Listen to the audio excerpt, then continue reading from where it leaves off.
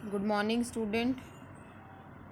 कल मैंने एक छोटी सी वीडियो आपको सेंड करी थी which is based on the human I and the colourful world, जो आपके प्रीवियस चैप्टर हो चुके हैं। अगर कोई डाउट है तो आप मेरे को मैसेज करके बता सकते हैं। और कल मैंने आपको उस वीडियो में इस चैप्टर का जो नेम है उसका मीनिंग आपको क्लियर कर दिया था कि इस चैप्टर में हम क्या क्या डिस्कस करने वाले हैं, और ये चैप्टर बहुत ही इंटरेस्टिंग होने वाला है। ठीक है, तो हम आगे चलते हैं। आज का हमारा जो टॉपिक है वो है the human I. What is a human आई? आप सभी को पता होना चाहिए कि जो आई है ये हमारा बॉडी का बहुत ही सेंसिटिव ऑर्गन है और वैल्यूएबल ऑर्गन है। इसके बिना हम अपनी लाइफ इमेजिन नहीं कर सकते हैं। इवन जो ब्लाइंड पर्सन है वो इस सुंदर से कलरफुल वर्ल्ड को नहीं देख सकते हैं, but we are able to see this colourful world. ये कैसे पॉसिबल है? तो हम पढ़ते हैं इसके बारे में। The human I is one of the most valuable and sensitive sense organ. Clear है इसका मीनिंग कि जो ह्यूमन आई है वो बहुत ही ज़्यादा वैल्यूएबल और सेंसिटिव सेंस ऑर्गन है। जैसे आप सभी को पता है कि हमारी बॉडी में सेंस ऑर्गन्स हैं, जैसे स्किन क्या करती है? With the help of touch we perceive the things. और आपके ear with the help of sound we can hears. Next है आपका स्किन हो गया, आपका ईयर हो गया, और स्मेल से भी हम क्या कर सकते हैं? चीज़ों को हम परसीव कर सकते हैं कि आज क्या बना है, ये किसकी स्मेल है। अगर घर में गैस सिलेंडर की लीकेज हो जाती है तो हम बता देते हैं कि भाई हाँ इसकी लीकेज हुई है, ये कैसे सी स्मेल है। तो स्मेल थ्रू दी नोज़। और एक और सेंस ऑर्गन है आपका टंग से हम क्या कर सकते हैं? डिफरेंट जो भी डिशेस होते हैं उसको हम टेस्ट करके बता सकते हैं कि ये चीज़ है। तो ये हमारे कुछ सेंस ऑर्गन है। इन सब में से सेंस ऑर्गन में से जो आई है वो आपकी सेंसिटिव सेंस ऑर्गन है। It enable us to see the wonderful world and the colours around us. इसकी हेल्प से क्या कर सकते हैं? हम अपने आसपास जो भी हमारा वर्ल्ड है सुंदर और कलर्स है अराउंड, उनको हम देख सकते हैं। On closing the eyes, we can identify the object to some extent by their smell, taste, sound they make or by touch. ये मैंने कॉन्सेप्ट आपको क्लियर कर दिया है। It is however impossible to identify the color by closing the eyes. अगर हम अपनी eyes को बंद कर देते हैं तो हम इस सुंदर से कलरफुल वर्ल्ड को नहीं देख सकते हैं। बट अगर आपकी आंखें बंद हैं तो आप सुन सकते हो कि आवाज़ किसकी आ रही है। अगर आपकी आइज़ क्लोज हैं तो आप with the help of taste आप बता सकते हो कि ये कौन सी डिश है। ठीक है, आगे कंटिन्यू करते हैं। Thus of all the sense organ, the human eye is the most significant one as it enable us to see the beautiful colorful world around us. यहाँ तक पैराग्राफ सभी को क्लियर हो गया होगा। अब हम आगे चलते हैं। The human eye is like a camera. जो human eye है वो क्या है? is just like a camera. Its lens system form an image on the light sensitive screen called the retina. ये बच्चों इम्पॉर्टेंट चीज़ है कि what is the retina. हमारी जो आइज़ होते हैं उसका जो इनर साइड का जो पार्ट है वहाँ पर क्या होती है? इमेज फॉर्म होती है। और वो जो पार्ट है it is the light sensitive screen. जैसे स्क्रीन होती है ना, हमारी इमेज जो बनती है वो रेटिना पे बनती है, और वो जो स्क्रीन है वो क्या है? लाइट सेंसिटिव है। लाइट की अमाउंट के अकॉर्डिंग वो क्या है? बहुत ज़्यादा सेंसिटिव नेचर है। Light enter the eye through a thin membrane called cornea. और जो लाइट होती है वो कहाँ से एंटर करती है? हमारी जो आइज़ होती है वहाँ पर एक थिन मेम्ब्रेन है, it is known as cornea. ये भी इम्पॉर्टेंट चीज़ है, इसे आप अंडरलाइन करेंगे। Light enter the eye through a thin membrane called cornea. Cornea अगर आप डायग्राम में देखेंगे, आपके पास में जो फिगर है 11.1 वहाँ पर क्लियर हो गया है कि जो कॉर्निया है ये एक ऐसा पार्ट है जो उठा हुआ है, इट इज़ ब्लजेस आउट, ये उठा हुआ भाग है, इसे हम क्या बोलते हैं, कॉर्निया बोलते हैं। और यहाँ से क्या करती है, लाइट एंटर करती है। ठीक है, इसके बारे में आगे पढ़ लेते हैं। It form the transparent bulge on the front surface of the eyeball as shown in figure 11.1। ये बाहरी जो भाग है, उठा हुआ भाग है, इसे हम क्या बोलते हैं, कॉर्निया बोलते हैं। अब आगे चलते हैं।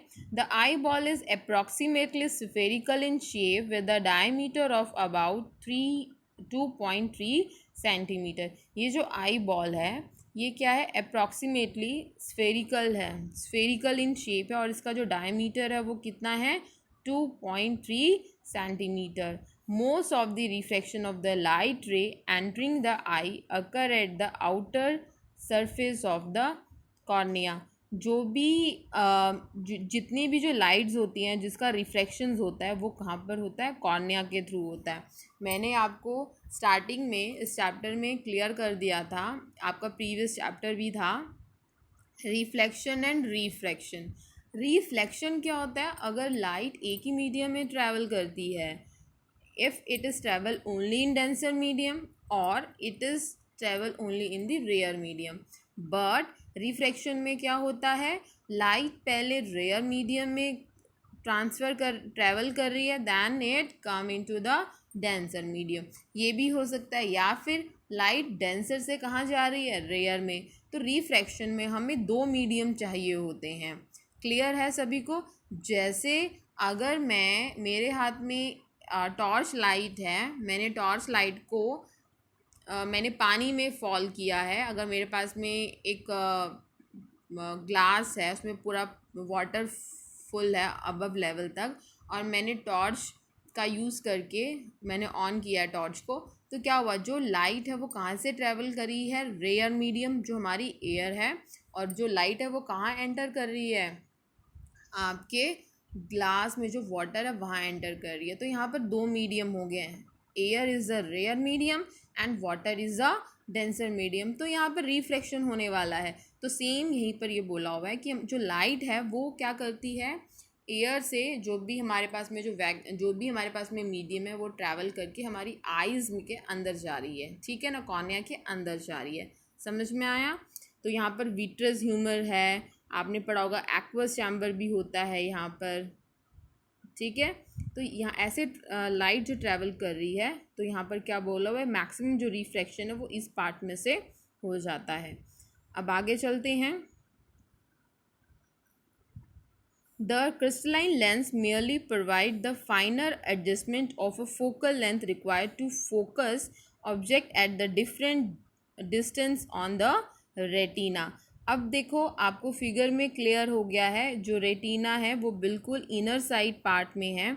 यहाँ पर क्या बोला हुआ है कि हमारी आइज़ के कॉर्निया के बिल्कुल पीछे एक क्रिस्टलाइन लेंस है।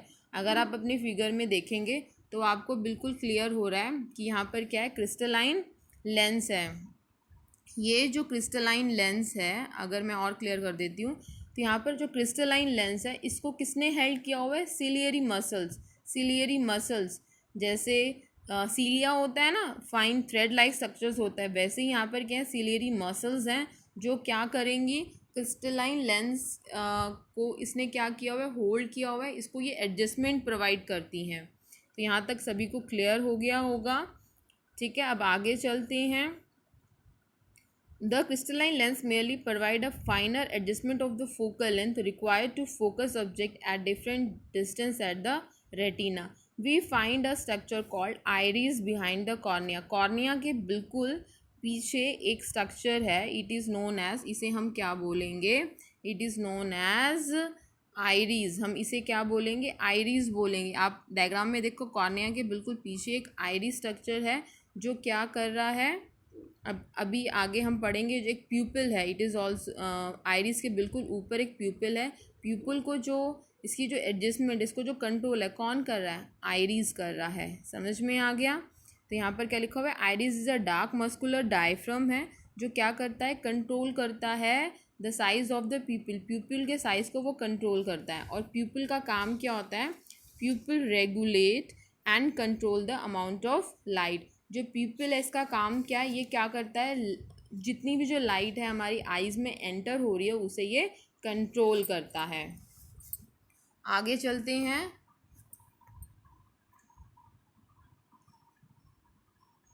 The eye lens form an inverted real image of the object on the retina. ये भी एक इम्पॉर्टेंट चीज़ है, आप इसे अंडरलाइन कर लेंगे कि जो आई लेंस है वो क्या बनाता है, हमारी जो इमेज होती है वो रियल और इन्वर्टेड एंड रियल इमेज बनाता है. और इमेज कहाँ बनती है, रेटिना पे बनती है. तो मैं दोबारा से इस लाइन को रिपीट कर रही हूँ. The eye lens form an inverted real image on the object of the object on the retina. The retina is a delicate membrane having enormous number of light sensitive cells. अभी आपने starting में पढ़ा था कि जो retina है वो क्या है, सेंसिटिव टूवर्ड्स दी लाइट. क्योंकि रेटिना में बहुत सारे क्या होते हैं, छोटे छोटे सेल्स होते हैं जो कि लाइट सेंसिटिव हैं. ठीक है, अगर मैं आपको एक्सप्लेन करना चाहूँ, आपने देखा होगा ना, जब आप बिल्कुल डार्क में जाते हो तो आपकी जो आंखें होती हैं वो बिल्कुल वाइड ओपन हो जाती हैं. इट मीन्स आपकी जो प्यूपिल का जो साइज़ है वो क्या हो गया है, बिल्कुल बड़ा हो गया है. ठीक है, और आपके जो लाइट सेंसिटिव सेल्स हैं वो क्या हो गए हैं, एक्टिव हो गए हैं.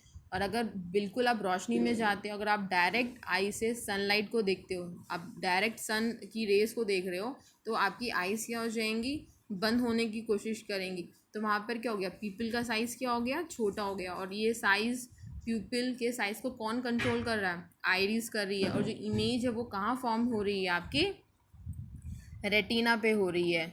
यहाँ तक क्लियर हो गया होगा. आगे चलते हैं. The light sensitive sales gate activated upon illuminations and generate the electrical signals. ये क्लियर हो गया होगा. जो रेटिना पे लाइट सेंसिटिव सेल्स हैं वो क्या हो जाते हैं, एक्टिवेट हो जाते हैं. कब एक्टिवेट होंगे, लाइट की इंटेंसिटी, जो लाइट इंटेंसिटी होती है कम या ज़्यादा, उसे हम बोलते हैं एल्यूमिनेशन. ठीक है, इंटेंसिटी ऑफ अ लाइट. और फिर वहाँ पर क्या होता है, सिग्नल्स जनरेट हो जाते हैं. और जो सिग्नल जनरेट होते हैं वो किस में जनरेट होते हैं, इलेक्ट्रिकल फॉर्म में जनरेट होते हैं. These signals are send to the brain via the optic nerve.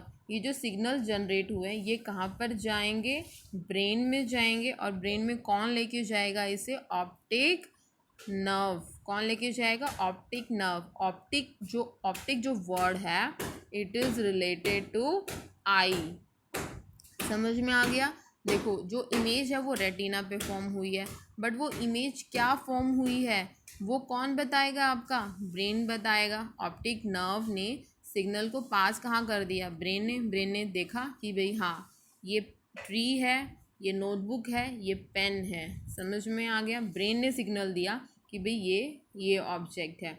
The brain interprets the signals and finally process the formation so that we receive object as they are. और brain ही हमें बताता है कि ये object ये है और ये ऑब्जेक्ट ये है. तो ये आपको कॉन्सेप्ट क्लियर हो गया होगा. ह्यूमन आई, तो मैं एक बार दोबारा से रिपीट कर देती हूँ कि ह्यूमन आई जो है इसमें सबसे इम्पॉर्टेंट जो पार्ट है वो है आपका रेटिना, जहाँ पर इमेज फॉर्म होती है. और जो कॉर्निया होता है, जो मैक्सिमम लाइट की रिफ्रैक्शन होती है वो कॉर्निया से होती है. प्यूपिल के साइज़ को आइरिस कंट्रोल करती है. और आपका जो क्रिस्टलाइन लेंस है उसे किसने होल्ड किया हुआ है, सिलियरी मसल्स ने होल्ड किया हुआ है. और हमारा जो आई लेंस है वो एक इन्वर्टेड रियल इमेज की फॉर्मेशन करता है.